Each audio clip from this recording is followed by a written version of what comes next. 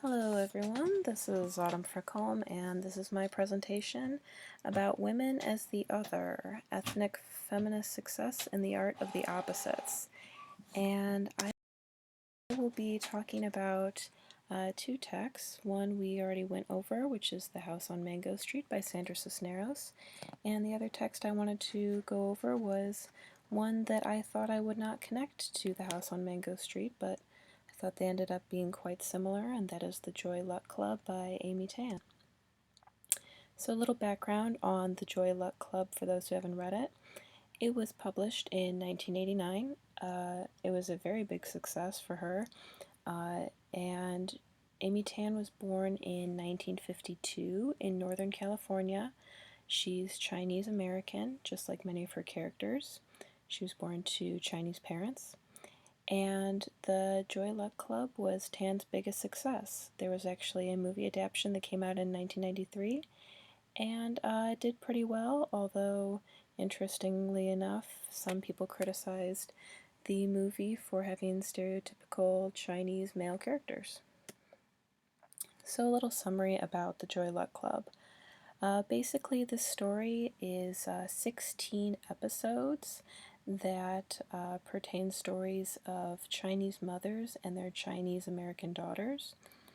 It has a bit of a frame to the story. It begins and ends with a daughter named Jingmei Wu. She's the daughter of a Chinese mother who passed away. She ends up traveling to China to be reunited with her two half-sisters she has never met from her mother's first marriage. And Jingmei's mother has created an optimistic group for her and her Chinese friends in China and also in San Francisco. It is the Joy Luck Club, and it's there that Jingmei learns about her other family in China. But between these two sort of frame episodes, there are stories of the Chinese mothers who immigrated to America, and they worry that their daughters will not remember them in the way they want to be remembered when they are gone. However, the daughters are also busy worrying about their own marriages and their sense of freedom in America, and they're so busy thinking about how they're perceived by each other that they often do not see what they have in common with each other, which is often very much. And so when they finally reconcile their differences, many of their problems end up being solved. It is a fairly optimistic novel, and in the last episode, Jingmei is reunited with her sisters in China. So I enjoyed this book a lot, but I realized that in a way, both of them had forms of relational identity formation. Now, as we've talked about, relational identity formation suggests that a person, often, as we have discussed, a straight white male, finds his identity in relation to other people by dominating them. In Cisneros' The House on Mango Street and Amy Tan's The Joy Luck Club, female identity is often found through looking at another woman and saying, "I am not what you are. I am the opposite of you." Though both novels are written by women of different ethnic backgrounds and deal with characters of different ethnic backgrounds, these works had more in common than I originally thought. As feminist texts, these works illustrate the desire for women to try to dominate and step over other women's problems and plights to gain success in their own lives. In a sense, the main female characters in both novels attempt to use relational identity formation to figure out who they are and what sort of lives they could lead. They often force other women into the role of the other, rather than seeing them as equals. However, The House on Mango Street and The Joy Luck Club suggests that women must disregard the desire to see other females in such a binary way. Other women are neither the exact same as a main character, nor are they complete opposites. In a more uplifting tone, these two novels propose finding identity within oneself rather than through other females. Woman should not look to be the exact opposite of her mother or friends, as this upholds quarreling, competition, and other ugly battles between women who are all fighting for pretty much the same things, like equal rights, acceptance, freedom, and love. No matter what age the women in the novels are or what time period they grew up in, their search for identity always ends happier when the main character sees the other women in the stories as friends rather than enemies, and similar rather than total opposites. Yet, this is not necessarily why people like to read these stories. In her essay on the Joy Luck Club, Wong writes that fate does not determine the admiration of a novel like Tan's, but rather a convergence of ethnic group-specific literary tradition and ideological needs by the white-dominated readership, including the feminist readership, for the other's presence as both mirror and differentiator.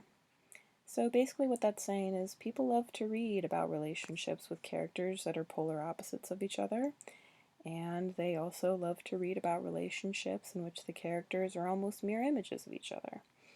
I'm sure we can think of many parent-child, sibling-to-sibling, and husband-wife relationships that have been in books, TV shows, movies, and plays, and they all tend to have polar or linear relations, such as the relations in these books. These characters do not think for themselves, and they do not think for each other. They think in relation. They move only after another move has taken place, and I kind of like to think of them as each character being a wobbling domino, precariously standing between other dominoes. I notice that even a woman's name must have a relation with someone or something else in these books. In The House on Mango Street, Esperanza thinks about the fate of her whole life based on her name that was also the name of her great-grandmother. Cisnero writes, "She looked out the window her whole life, the way so many women sit their sadness on an elbow. I have inherited her name, but I don't want to inherit her place by the window." In Esperanza's culture and in the Hispanic female mindset, if she is named after her great-grandmother, she could potentially end up just like her great-grandmother. And just before this passage, Cisneros writes, "She was a horsewoman, too, born like me in the Chinese year of the horse, which is supposed to be bad luck if you're born female. But I think this is a Chinese lie, because the Chinese, like the Mexicans, don't like their women strong." As you may have realized, this was the quote that made me realize that I should write about these two novels together. Though these novels are about different cultures, Mexican-American culture and Asian-American culture, Esperanza is correct in her idea that both cultures seem to keep the women down with various reasons: religion, superstition, patriarchal reasons, and also fear of keeping their own un-Americanized customs intact. The idea that a woman's identity in this culture is based off of another woman doesn't help any of them get ahead or speak their own minds. At the end of House on Mango Street, Esperanza hopes she can help others when she has a place for her own. However, first she has to act independently for herself. She cannot be bogged down by fearing the other. She must find her own talent, such as her writing. She must use this talent to get the freedom she desires. Only then can she be the strong, individualized woman that can act as a good role model for other women to find their own strengths. Though readers often enjoy the polarized relationships or the mirror-like bonds in the writing of female minorities such as Cisneros and Tan, both novels prove that what readers often enjoy in these novels is what should be turned down as a realistic way for women, especially minority women, to see and interact with each other. Esperanza especially leads the way for more female characters that show opposition, and viewing women as the other is not the only way to create interesting relationships between women. Here's my works cited page. Thank you guys for listening. Sorry for going over time a little bit. Have a good day.